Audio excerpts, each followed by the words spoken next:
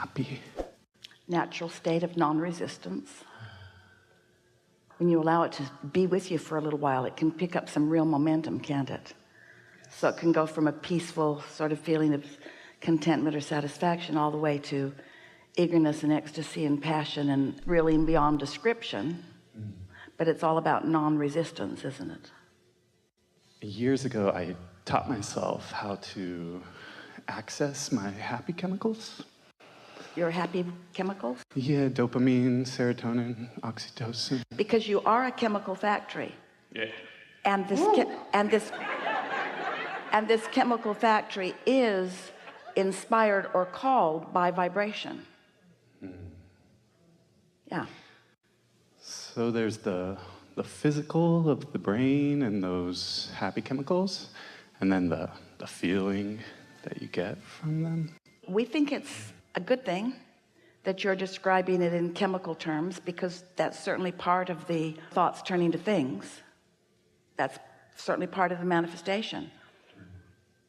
We find it much easier to talk about it in terms of vibration, and therefore in terms of direction of thought, and therefore in terms of emotion.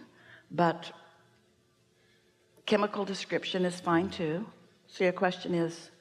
It feels great, but there's a sense that it's like when you don't feel like laughing, so you give an acting laugh, and then after a few fake chuckles, you're genuinely laughing. I feel like I'm missing something, so I can get really high on demand just by thinking or feeling into it, but it's as if I'm forcing it. The subject of fake it till I make it.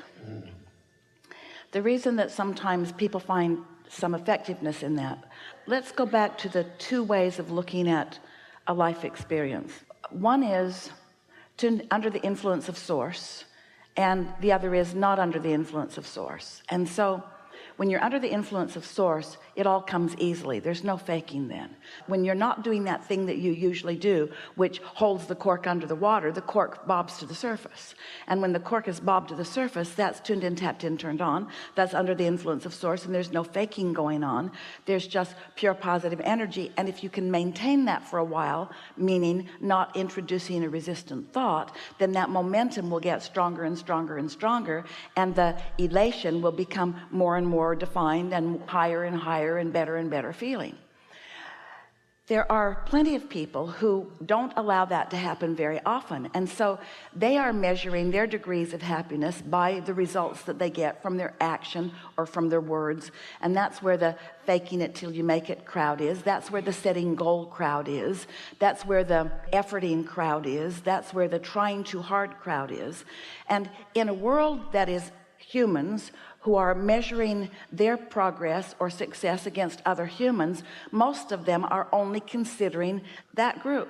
The people that are trying the hardest are the ones that are getting the most success.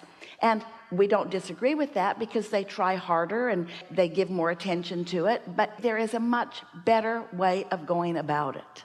And the way of going about it is by realizing that the steps are step 1, 2, 3. Step 1 is you ask. Step 2 is there becomes a vibrational reality that source tends to. And 3 is you get yourself in the receptive mode of that vibrational reality. So many people try so hard that then they get depleted and tired and discouraged, and then they come to conclusions that are flawed.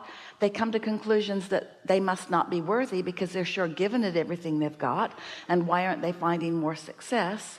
And we like to give them the simple, easy answer: trying too hard, faking it till you make it, taking score too soon. Those kinds of things slow you down more than speed you up. And so the confusion happens around this subject. You say to us, Abraham, we think you're schizophrenic, because sometimes you tell us to be deliberate about what we want, to be clear about what we want, to write it down or script it, or to be very deliberate in our intentions. And then you tell us to just let go, to release thought, to just allow our cork to flow, to get tuned in, tapped in, turned on. And we want to say to you that you got to know where you are to know whether you want to put your foot on the gas. If you've got control of your vehicle and you want to go really fast, then do. But if you're on tight curves on mountain passes, you might want to slow it down just a little bit. And so it's a matter of recognizing where you are in relationship to the energy that you're flowing. If you've found a way to find some blissful thought, and you just let that thought flow, and you don't contradict it with a doubt or a worry, that thought will pick up speed, and the power of that thought will manifest in your experience in a really obvious way.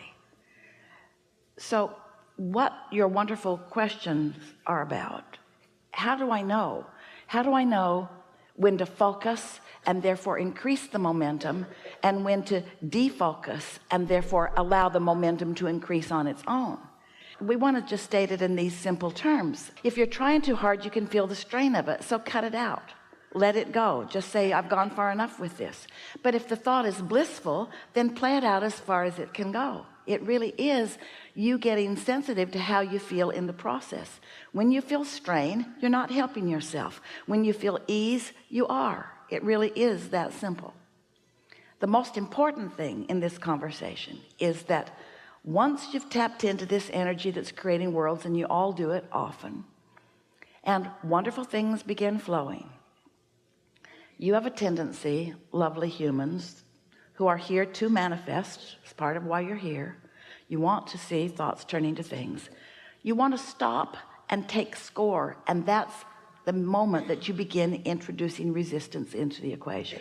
Everything, every empire, every magnificent relationship, every extraordinary thing that anyone has ever created in this physical environment has been almost all accomplished, 99.9999, almost all accomplished in the vibrational state before you get the first brick in place or hire the first employee. You are getting most of it done through the leverage of energy flowing, and then the action is meant to be the way you enjoy what you've set into motion. Humans have it backward.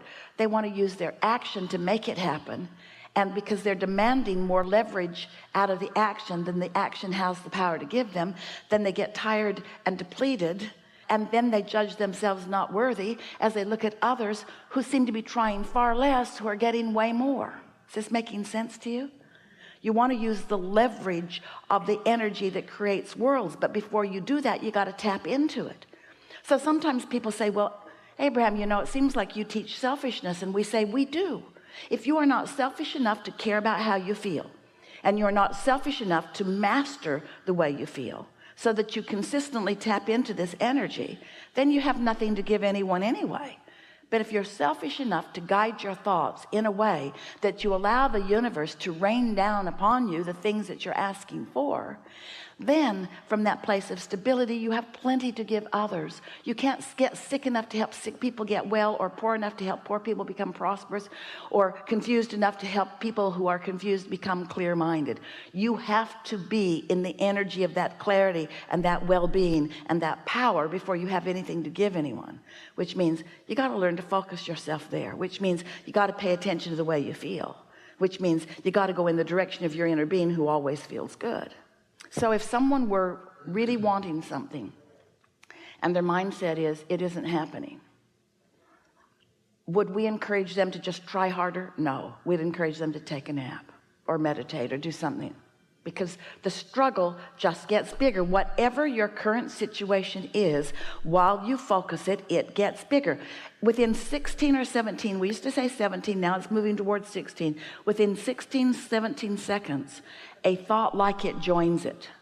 So if you hold a thought for as little as 16 seconds, another thought like it joins it, and momentum is underway, which makes it more likely that another thought like it will join it, and another and another. And once it gets a little over a minute, you've got enough momentum going that you're probably not going to be able to stop it. You're probably going to have to let it play out before you get another reprieve and you set your thoughts in the direction of your own determination.